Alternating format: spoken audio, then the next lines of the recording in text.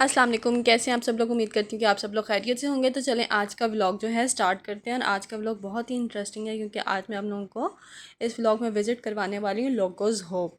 Logos hope जो है वो एक फ़्लोटिंग लाइब्रेरी है जो वर्ल्ड लार्जेस्ट फ़्लोटिंग लाइब्रेरी है। और ये अभी जो है इस मंथ में अबू धाबी के जो पोर्ट है, मीना पोर्ट है, वहाँ पे रुकी हुई है। और 2 वीक्स तक ये वहाँ पे रुकी रहेगी। 4 जून इसका लास्ट है। तो हमें जैसे ही पता चला तो हम लोगों ने भी प्लान किया। तो इसकी टाइमिंग शाम 6 से 12 थी। तो हम लोग भी शाम को निकले मगरिब वगैरह पढ़ने के बाद। फिर हम लोग जब जैसे ही यहाँ पे पहुँचे मीना पोर्ट जो शिप्स का जो है कह लें एयरपोर्ट जिस तरह से होता है, अबू धाबी टर्मिनल है ये एक्चुअली, सी पोर्ट का जो होता है टर्मिनल वो। तो वहाँ पे जो रश था और इतनी लंबी लंबी क्यूज़ थी। खैर अब जब आ चुके थे तो हमने कहा कि अब आए हैं तो इसको देख के जाएंगे। और यहाँ पे जो है ये देखिए, ये अंदर से कुछ पिक्चर्स वगैरह मैं आपके साथ शेयर कर रही हूँ। ये अंदर टर्मिनल के अंदर जो है ये सारी छोटी मोटी डेकोर वगैरह और इस तरह से सेटअप था। और ये देखें, ये मैंने ऊपर से जो है वो वीडियो बनाई थी थोड़ी सी कि आप लोगों को आइडिया हो कि यहाँ पे कितने लोग पहुँचे हुए थे इस लोगोस होप को देखने के लिए। तो यहाँ पे कोई 8, मेरे ख्याल से 10-12 लाइंस थी। और हमें भी दायरा इतने लाइंस में इतने रश में हम भी उस टाइम इधर अंदर ही थे। और हमें भी ऑलमोस्ट कोई 1.5 आवर इतना तो वेट करना पड़ा था हमें भी। और ज़ाहिर एक्साइटमेंट भी अपनी एक वो थी कि हम लोग एक नई चीज़ देखेंगे क्योंकि वर्ल्ड लार्जेस्ट फ्लोटिंग लाइब्रेरी और ये डिफरेंट कंट्रीज से होती हुई अबू धाबी पहुंची थी। और इसके अलावा ये शायद अबू धाबी में भी, दुबई में भी पहुंच चुकी थी। और दुबई के अलावा जो है ये रासुल खैमा एक सिटी है वहाँ पे गई थी। और ये अबू धाबी भी है। तो यहाँ पे आप लोग भी इंजॉय करें, इसको देखें। ये शिप, मुझे तो सबसे ज़्यादा एक्साइटमेंट थी ये शिप देखने की। मेरे साथ साथ सारिम भी बहुत एक्साइटेड था कि वो इतनी बड़ी शिप देख रहा है। वो उसको ये लग रहा था हम इस शिप में बैठेंगे और हम कहीं और जाएंगे। तो खैर इतनी रश से निकलने के बाद जो है फाइनली हमारे सामने जो है ये इतनी बड़ी फ्लोटिंग लाइब्रेरी आ गई थी। आप देखिए कितना अच्छा आइडिया है कि लोगों ने इसको, ये वैसे जर्मनी से स्टार्ट हुई थी। और जर्मनी से स्टार्ट होने के बाद ये 1973 में जो है इसको फ़र्स्ट टाइम सेल किया गया था, मतलब सेलिंग हुई थी इसकी।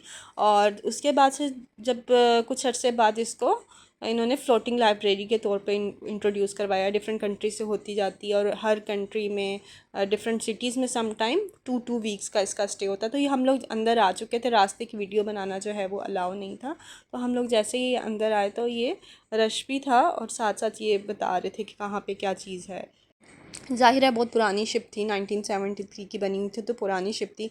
यहाँ पे जो है ये देखें, इन्होंने एक सेटअप लगाया हुआ था कि इनके जो रूम्स वगैरह केबिन्स होते हैं वो किस तरह के थे। और यहाँ पे भी एक और चीज़, क्या कहूँ इसको, स्टार्टअप सा था कुछ, मुझे पता नहीं अब इसका नाम क्या नाम लूँ। खैर जहाँ से शिप को पूरा ऑपरेट किया जाता है, पूरा सिस्टम जो है शिप का वो दिखाया हुआ था किस तरह से बटन्स थे क्या थे। और ये ओरिजिनल जो है ना उनका उस टाइम पे जो यूज़ होता था ये वो चीज़ दिखाई हुई थी। ये देखें, ये एक जो है वो टेलीस्कोप दिखाई हुई है। ये एक बहुत मज़ेदार सी, देखिए 1986 की बेल जो है और उसकी जो पिक्चर्स वगैरह थी वो इन्होंने लेके यहाँ पे वॉल पे हैंग की हुई थी। कुछ मेमोरीज़ उन्होंने अपनी शेयर की हुई थी। और जितनी भी वॉल्स पे जितनी भी पिक्चर्स हैं ये कुछ ये सब उस टाइम की, मतलब 1973 से 1980s और 90s की जो थी वो थी। और ये देखें हम लोग जो है लाइब्रेरी में आ गए थे। और लाइब्रेरी नो डाउट बहुत अच्छी लाइब्रेरी, ऐसा लाइब्रेरी का नाम नहीं दे सकते, कह लें कि फ़्लोटिंग लाइब्रेरी नाम दिया हुआ है। It is type of a book shop. तो आप यहाँ से कोई भी बुक बाय कर सकते थे। तो अबीहा तो बहुत एक्साइटेड थी, मैं अबीहा को यही कही थी कि जल्दी कर लो, टाइम कम है। क्योंकि रश इतना ज़्यादा था कि 9 o'clock ही क्यूज़ बंद कर दी थी, किसी को मज़ीद क्यू में एंटर नहीं होने दे रहे थे। और क्योंकि 11 o'clock जो है वो क्लोजिंग टाइम था। अबीहा को आपको पता है ड्राइंग स्केचिंग का बहुत शौक है, तो मैं उसको डिफरेंट बुक्स दिखा रही थी। इसके अलावा कुकिंग की बुक्स बहुत अच्छी थी। मोर देन 5000 बुक्स जो हैं वो यहाँ पे अवेलेबल थी डिफरेंट कंट्रीज़ की। और हर बुक मतलब अच्छी, और सबसे बड़ी बात बहुत रीज़नेबल बुक्स थी। अगर यहाँ से हम बाहर से ऐसी बुक्स लेना चाहें तो इनकी कॉस्ट बहुत ज़्यादा होती है, लेकिन यहाँ पे ये बहुत रीज़नेबल थी। बच्चे अपनी अपनी चॉइस की बुक्स देख रहे थे।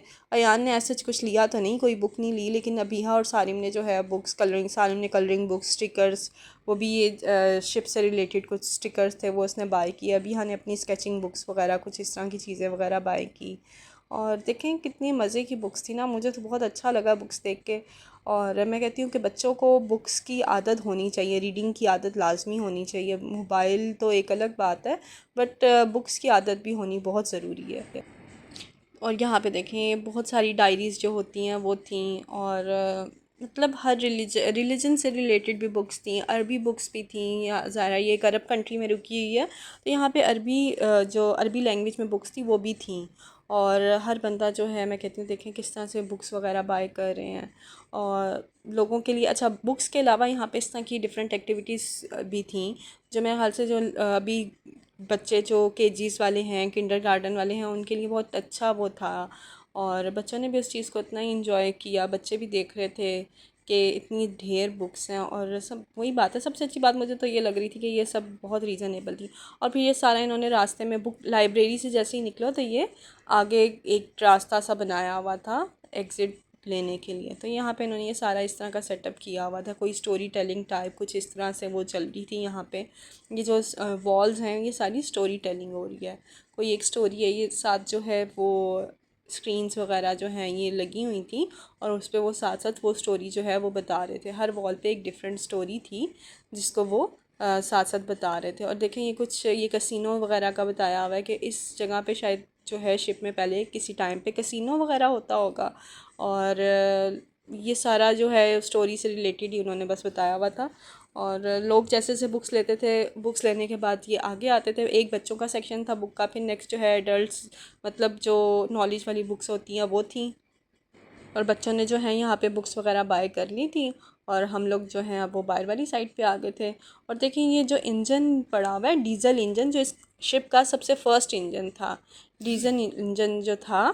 और ये देखे सामने हाथ में अपने पकड़ी हुई है जो उसने बुक्स वगैरह ली थी, और वो उनको लेके उतना एक्साइटेड था। और जैसे ही हम बाहर आए तो यहाँ पे इनका कैफ़े बना हुआ था, कैफ़े से बाहर एक ये विंडो, जो राउंड सी विंडो होती है ना, उसमें बाहर पानी नज़र आ रहा था, इतना अच्छा लग रहा था। मुझे तो उससे सबसे ज़्यादा जो एक्साइटमेंट थी ना, मुझे तो शिप देखने की, फिर ये था कि मुझे शिप में जाना है। और वैसे अगर बात करूँ तो मुझे जो है ना एक क्रूज़ ट्रिप का बहुत ही क्रेज़ है, अल्लाह करे देखें कभी मौका मिला तो ज़रूर इंशाल्लाह। और ये कैप्टन थे उसके, उनकी एक पिक्चर, कार्टून पिक्चर जो है वो लगी हुई थी। ये जो है कैफ़े था, रेस्टोरेंट टाइप कह लें।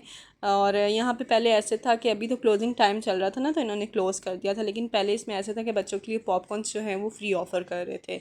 और ये वैसे भी पुराना, देखें सारा सेटअप इनका पुराना है। ये आपको कुछ चेयर्स भी नज़र आ रही होंगी, ये टेबल्स वगैरह जो लगे हुए हैं, ये उस टाइम पे भी इनका कोई रेस्टोरेंट वगैरह का ही सारा सेटअप होगा, और इसको ये अभी उसी तरह से कंटिन्यू करें। और ये सब क्लोजिंग हो गई थी, क्लीनिंग वगैरह चल रही थी।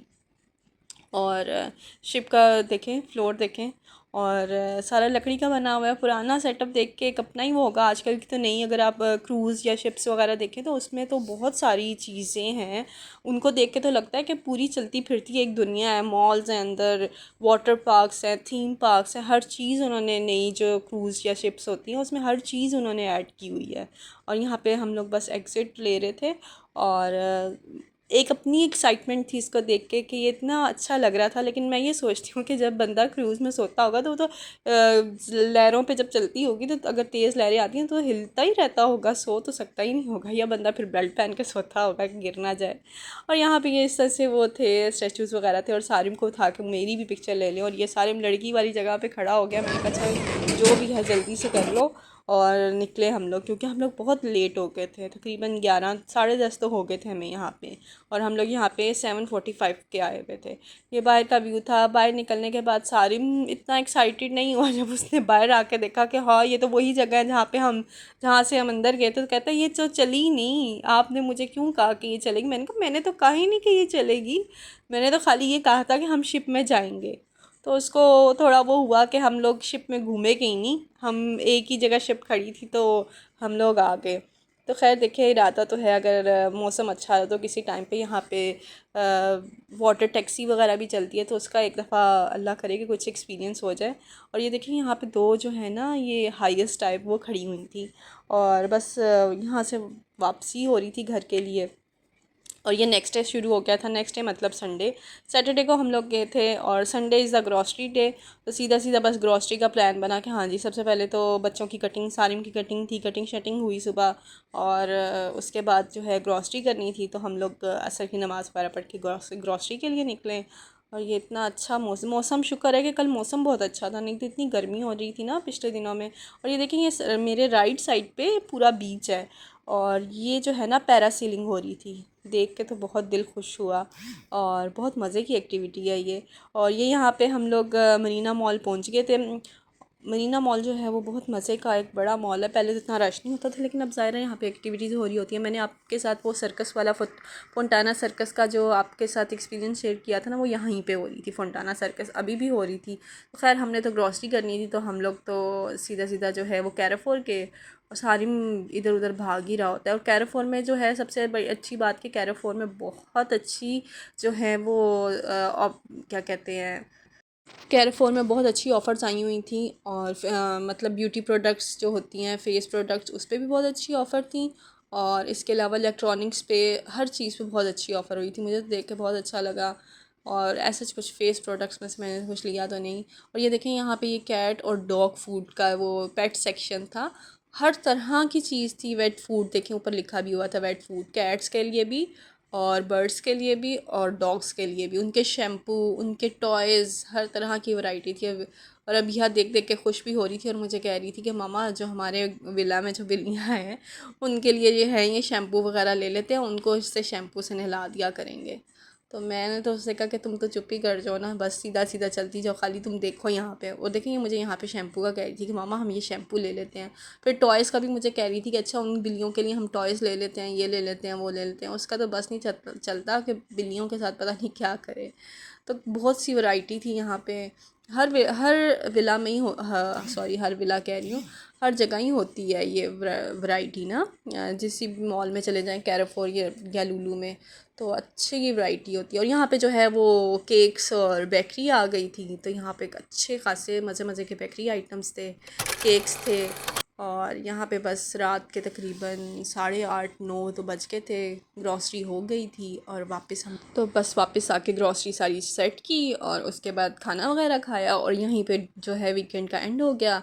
तो वीकेंड के एंड के साथ व्लॉग का भी एंड हो गया। तो उम्मीद करती हूँ कि आपको मेरा आज का व्लॉग पसंद आया होगा। तो मेरे वीडियो को लाइक ज़रूर कीजिएगा, शेयर भी ज़रूर कीजिएगा और मेरे चैनल को सब्सक्राइब भी ज़रूर कीजिएगा। मिलते हैं। अल्लाह।